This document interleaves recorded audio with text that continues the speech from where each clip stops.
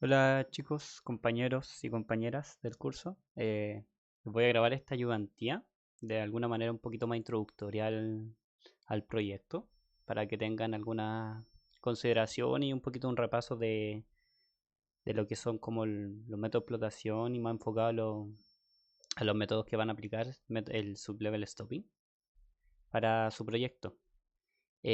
También comentarles que el enfoque de la ayudantía, yo creo que esta va a ser como la única que va a ser de alguna manera grabada, porque la idea es como hacer ayudantía en el sentido de, a medida que ustedes vayan avanzando con el proyecto, se les pueden ir resolviendo dudas, se les puedan ir dando especificaciones ya sean más conceptuales, más de la práctica, con respecto al diseño, la elaboración del proyecto como tal. Entonces, si bien les voy a hacer esta ayudantía un poquito introductoria para como ir refrescando algunas cositas que tengan que tener en consideración en su proyecto antes que comience.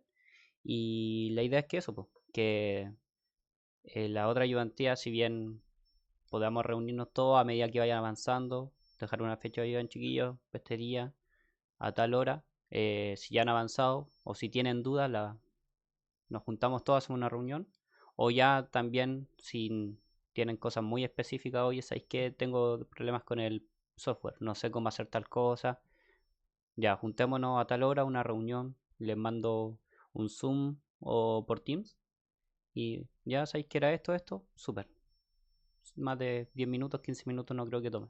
Entonces, para que tengan también la disposición de su parte, hoy me hablan, oye, sabéis que tengo tales dudas, entonces yo toda la disposición del mundo, nos acomodamos los tiempos y, y las podemos solucionar.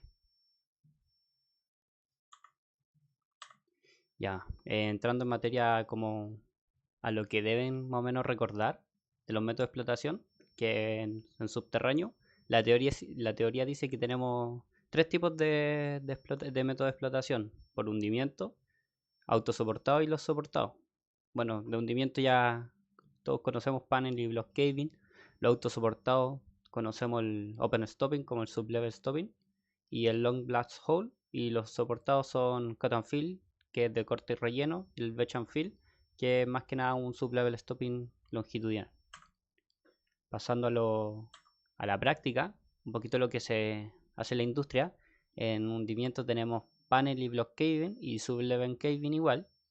Eh, Sublevel stopping tenemos el transversal y longitudinal, de lo que se va a tratar como la narrativa del curso. Al fin y al cabo vamos a aplicar cualquiera de estos dos métodos, ya sea la base de datos que se les vaya a entregar, y considerar que estos van a ser conos sin relleno. Y ya el que mencioné anteriormente, el cut and fill, que es netamente por corte y relleno, para yacimiento un poquito más eh,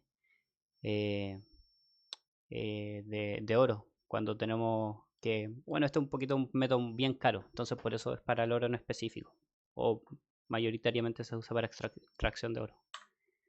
Pasando al panel caving, bueno, sabemos que es un método para cuerpos masivos, de bajo costo, utilizado para minerales grandes, por ejemplo, de unidades de 200 por 100 por 300, de bajas leyes, es altamente productivo y, como comentaba, bajo costo operativo. El desarrollo de este se hace a nivel de hundimiento, en donde se tiene que desarrollar un undercut level, y el distanciamiento de estos en 18 metros, 15 a 20 metros sobre el nivel de producción, donde van a, en un nivel de producción, transitar equipos de carguillo LHD, los cuales van a transportar el material desde los puntos de extracción hasta los piques de traspaso o chancadores, como puede ser el caso de Chuquicamata. También un nivel inferior vamos a tener un nivel de acarreo. Estos suelen estar con más sobredimensionados, con galerías de entre 5 por 5 o 6 por 6 metros. Y además suelen encontrarse en la misma horizontal del nivel de producción, a unos 50-60 metros, en un nivel inferior, de tal manera de tener estos pilares más resistentes y mayor seguridad. Y pueden existir niveles de reducción. Bueno, estos van a encontrarse entre el nivel de producción y transporte, en los mismos niveles de producción, ya sea conforme a la fragmentación de la roca que se tenga. Bueno, también sabemos que en el panel caving se debe realizar un trade-off, para determinar una malla extracción junto con la dimensión crítica.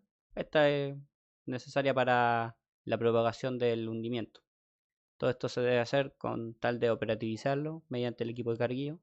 Bueno, esto un poquito ya lo han visto en la teoría como tal.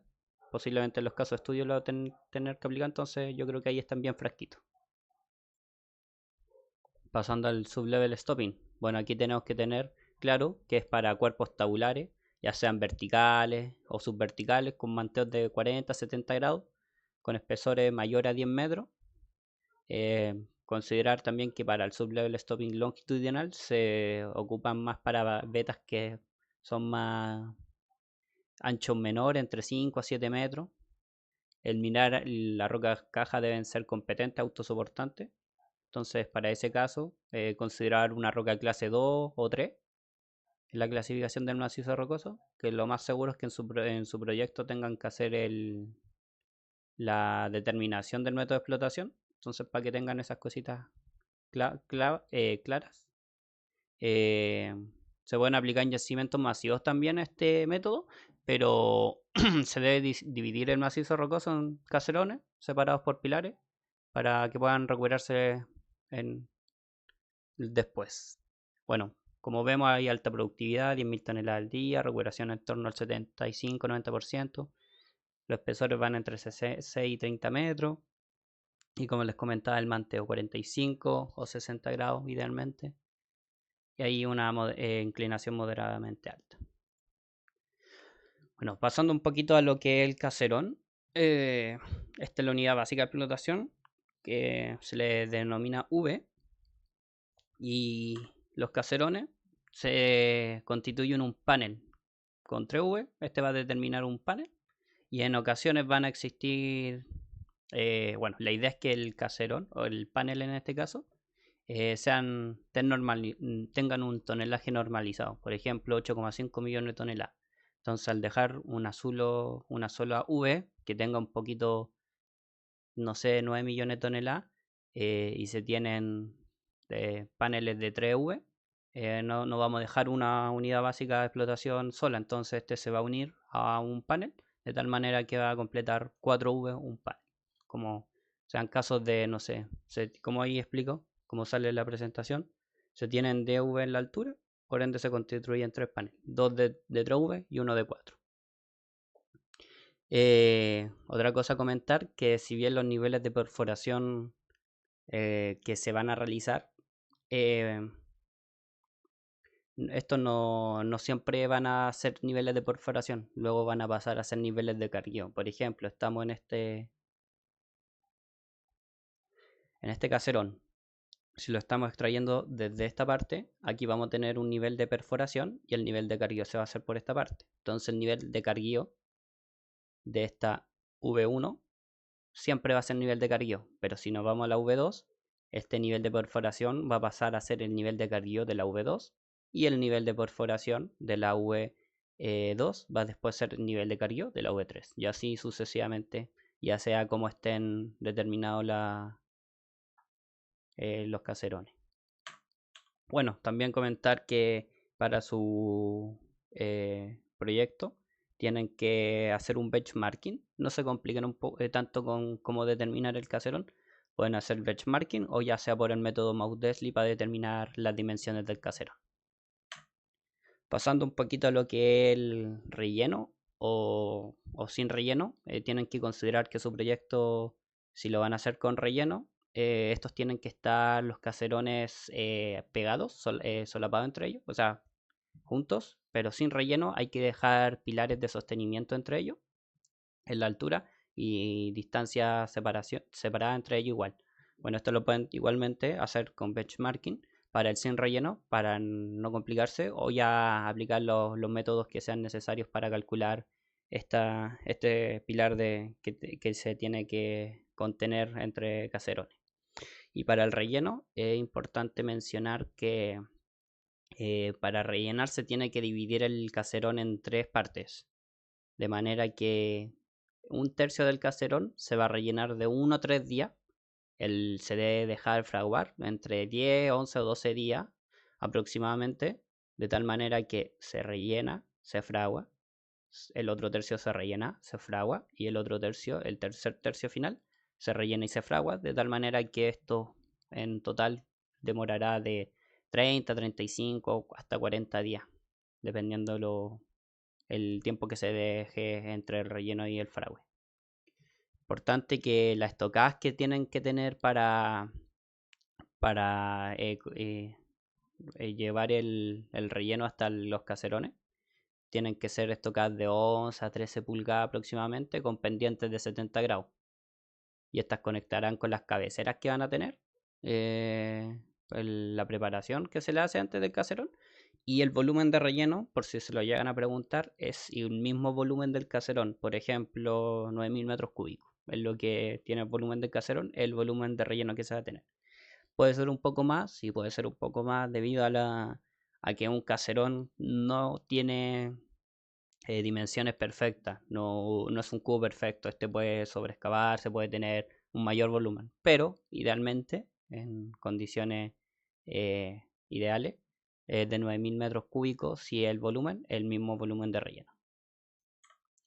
Pasando a lo que es la geometría del caserón, hay que tener claro qué es el techo, qué es la pared colgante, la pared yacente y la pared final. Entonces, nosotros para nuestro proyecto, ya sea por un sublevel stopping transversal o longitudinal, siempre vamos a atacar al cuerpo mineralizado por el footwall. Como lo vemos acá, superficie opuesta al Honeywell, que es el sector de acá, como vemos, en el cual se definen los labores de acceso al caserón. Entonces aquí estamos viendo que tiene como ese manteo, serán 70 grados por ahí, y está atacando por el footwall. Importante, si vamos a hacer un sublevel transversal, estos van a estar pegados entre corridas o largos, ¿ya? Para lo que es el footwall, estos van a estar pegados hacia la potencia o ancho. ¿Qué importante mencionar de acá? Bueno, lo que les comentaba, el nivel de perforación va a pasar a ser un nivel de carguillo de la unidad de explotación superior, y así sucesivamente. La distancia de las conexiones de esto de preparación que se hace para atacar el caserón, bueno, serán 20 metros, de tal manera que 20-30 metros aproximadamente esta distancia de acá hasta la cabecera. Y bueno, también saber que vamos a tener los sectores para el carguío y el transporte del material, como lo vamos a ver acá. Es importante saber que viendo este mismo sublevel stopping longitudinal, vamos a tener calles donde vamos a tener la cámara de acumulación, en donde la LHD se va a transportar desde acá, en este caso desde aquí hasta acá, como vemos aquí, va a ir acumulando como en un desquinche que se la realiza en este acceso, y de tal manera que aquí el camión se va a posicionar como lo vemos acá. Aquí va a tener como una cama de material que se deja de marina, de tal manera que la LHD no es como que vamos dejando el camión y extrae y carga, acumula tal monto, después de extraer llega el camión y le tiene que ir cargando, de tal manera que una vez carga completamente el camión, se transporta y así lo hace más eficiente. Bueno, aquí lo estamos viendo en una vista en planta y una vista longitudinal,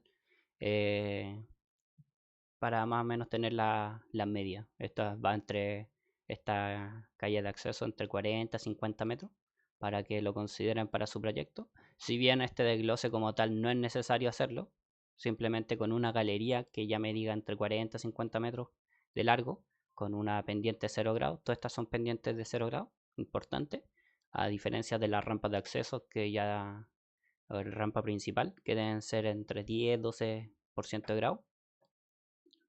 eh, Estas son pendientes en 0. Entonces, para que como conocimiento más que nada, por si se lo llegan a preguntar en el primer avance que deben tener.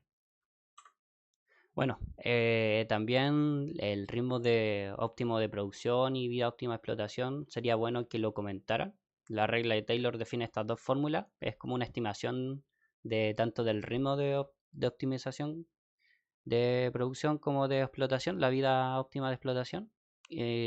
Son guías, al fin y al cabo son guías teóricas que se usan para modelación de proyectos a nivel de ingeniería de perfil. Entonces sería importante que esto les va a ayudar igual para cuando tengan que planificar más o menos tener una idea de en qué rangos va a ir su mina, qué tantas reservas van a tener y cuánto es la vida útil, la vida óptima que sea de su yacimiento. Y a modo de vapeo, bueno, pueden tener una unidad básica de explotación de 15 por 20 por 30, una roca clase 2 a 3, reservas de 54 millones de toneladas y esto nos da un LUM de 15 años aproximadamente. Por teoría 12 a 15 años. Bueno, y acá respecto a la flota, tenemos que son de... Bueno, me acuerdo que esta es una flota respecto al proyecto que está haciendo el profe el semestre pasado, que no sé si seguirá ahora, creo que sí, en Perú, que eran de 25 camiones, 35 toneladas, 6 palas de 18 toneladas, 6 perfos TH y 5 jumbo frontales con metraje de 180.000 metros.